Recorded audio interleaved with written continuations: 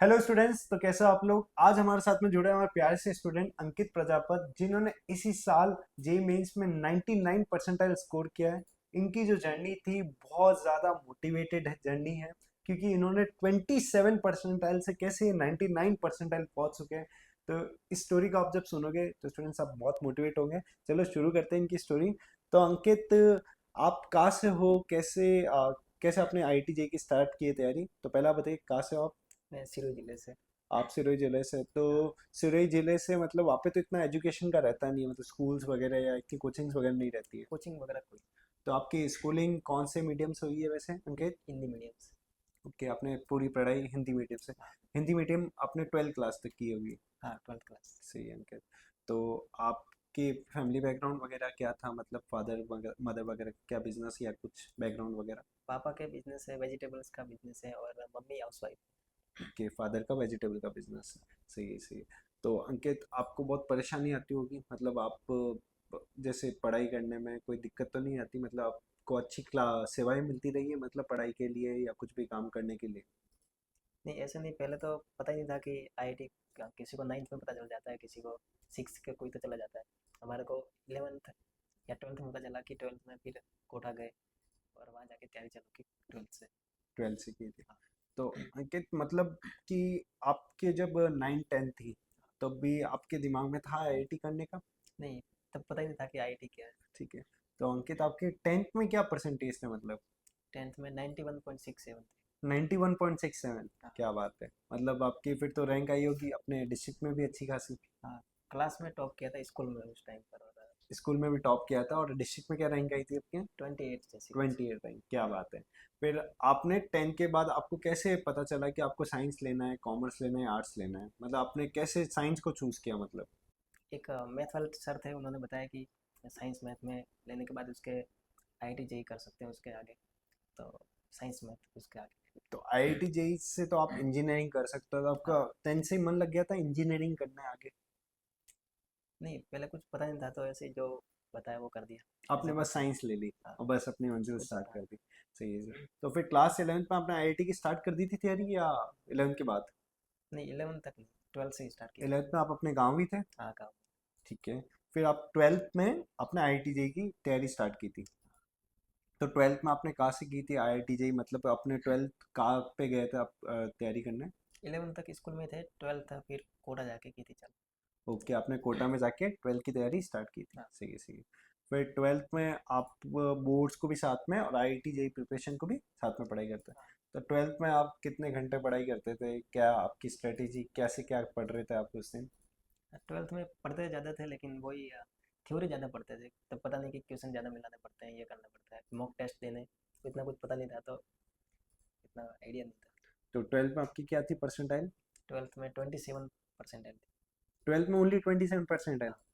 तो स्टूडेंट्स, आपने सुना 12th में ओनली 27 परसेंटाइल थी जब उन्होंने 12th के साथ में एग्ज़ाम दिया था। और आपके बोर्ड्स में क्या एग्जाम परसेंटेज थे। 12th बोर्ड में 85।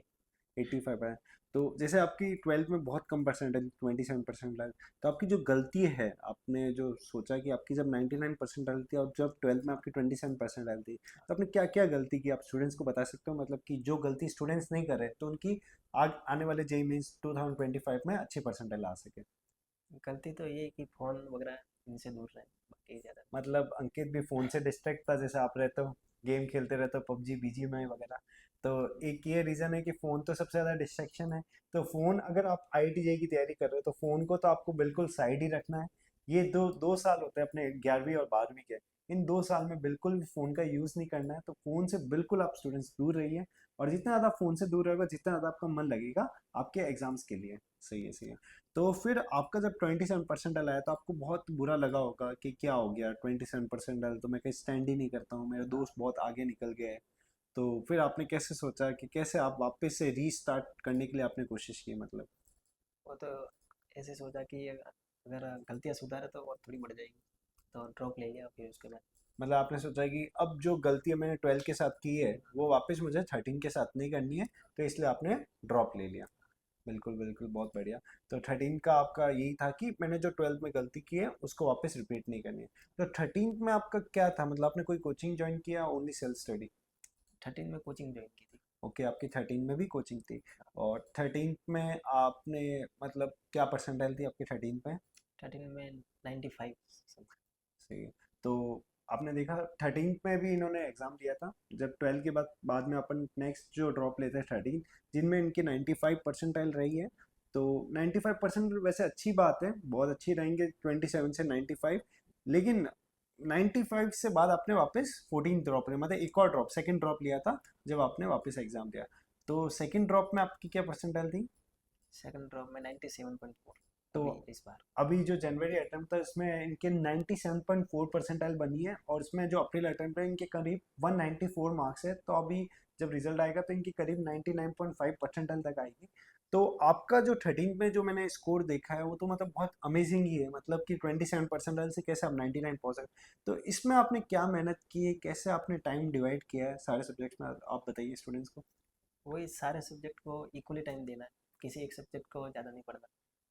वही अगर कोई सब्जेक्ट ज़्यादा ही पसंद आ रही है तो उसको ही बार बार पढ़ते गए, तो ऐसा नहीं, सभी को इक्वल टाइम दे सभी सब्जेक्ट। तो जैसे अंकित ने बताया कि सारे सब्जेक्ट्स को इक्वल टाइम देना है, मतलब कोई भी आपका सब्जेक्ट जो इंटरेस्टिंग लग रहा है, जैसे आपको किसी किसी को होता है, जैसे अंकित को मैथ्स लगता है, तो मैथ्स में ये नहीं कि आपको दिन रात मैथ्स ही पढ़नी है, सारे सब्जेक्ट्स को इक्वली टाइम देना है। भले वो फिजिक्स हो, केमिस्ट्री हो, मैथ्स हो, ऐसे नहीं सोचना है कि केमिस्ट्री ईजी है तो हम कम टाइम दे के केमिस्ट्री में स्कोर कर देंगे, क्योंकि आपको पता है जितनी ज़्यादा आप केमिस्ट्री पढ़ोगे उतने ज़्यादा आपके मार्क्स बढ़ेंगे। तो केमिस्ट्री, मैथ्स, फिजिक्स, इन तीनों को इक्वली टाइम डिवाइड करना है। और मेन तो यही है कि आप तीनों में एक अच्छा बॉन्ड बना के रखना, जिससे आप तीनों में अच्छा स्कोर कर सको, क्योंकि जेई में तो ओवरऑल स्कोर ही काम आएगा। सही है।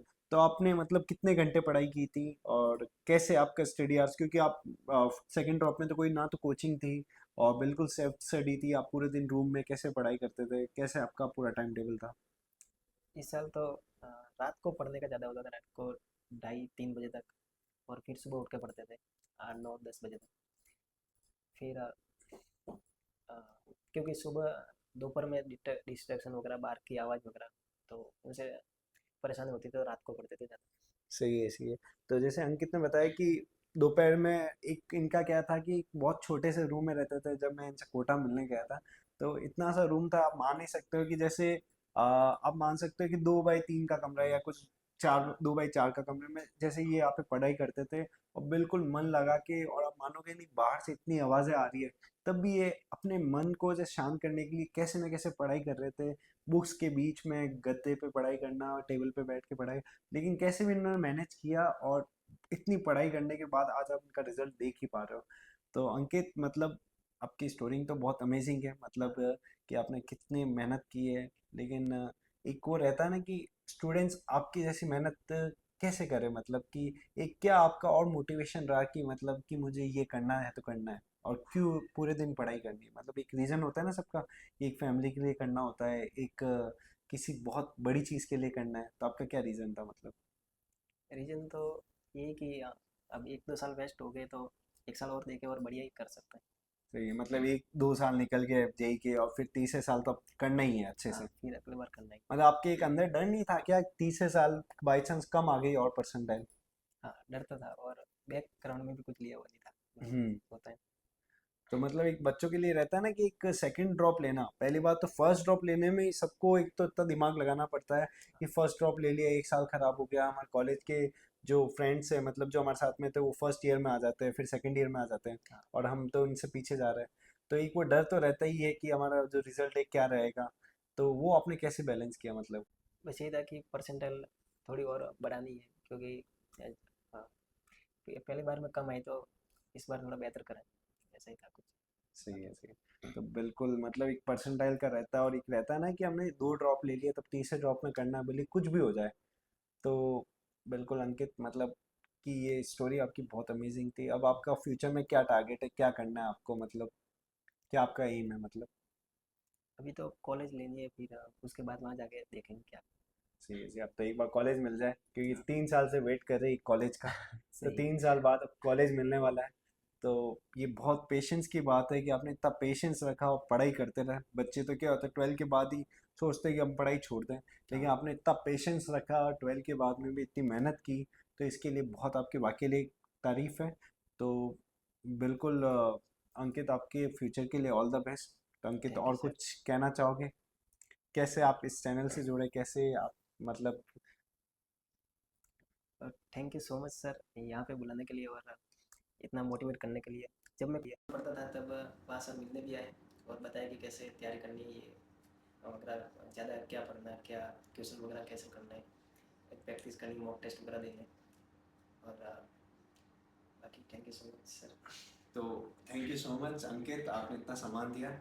तो स्टूडेंट्स ऑल द बेस्ट आप सबको आपके जेई एडवांस के लिए, एंड जो भी जेई के बच्चे जो जेई 2025 या 2026 में एग्जाम्स देने के लिए उनको ऑल द बेस्ट। आपकी जो भी कहानी हो आप भी अंकित जैसे बन सकते हो, बस पेशेंस रखिए और अपने इरादों को मजबूत रखिए, आप हर मंजिल को पार कर सकोगे। तो thank you so much students and all the best. And हमारी ऐसी वीडियो को हमारे लाइक और शेयर और सब्सक्राइब ज़रूर करना, एंड इसी के साथ जुड़े रहिए और आपके लिए ऐसे हम वीडियोस लेके आते रहेंगे। Thank you so much.